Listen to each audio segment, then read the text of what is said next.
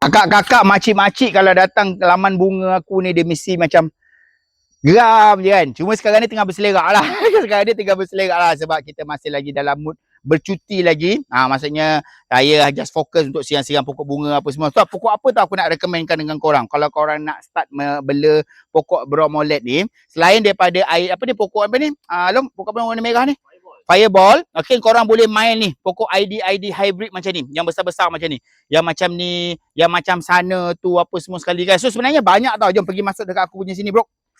So abaikan yang berselerak ni, abaikan. Sebab apa? Nanti dah masuk start, kita dah masuk raya nanti, kita bersihkan balik ni, kau boleh dah datang ke Bifan Village aku. Yang ni aku nak recommendkan dengan korang. Kalau korang nak beli, korang pergi dekat beg kuning. Aku beli dekat dalam TikTok je ni. ID yang ni.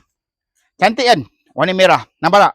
Cantik ni warna merah, yang ini apa-apa semua sekali. Sangat senang nak jaga. Jangan risau. Kalau katalah balik cuti raya ni, tak ada siapa nak siram apa semua, jangan risau. Sebab pokok ni, nampak ni, dia boleh apa tau?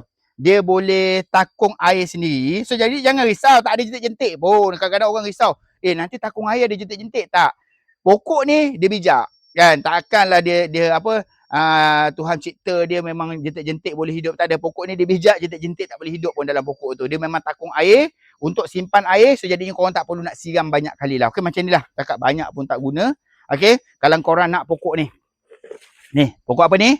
Pokok bromolet ID yang hybrid ni, korang pergi dekat dalam beg kuning aku. Aku dah beli, aku dah tanam, aku dah jaga. Sebab tu aku berani recommend dengan korang. Memang senang nak jaga, memang cantik. Pokok ni kalau banyak, memang cantik. Sebenarnya aku nak buat para-para lagi kat sini. Plan aku lah buat para-para. Semua nak susun pokok hybrid ni semua sekali.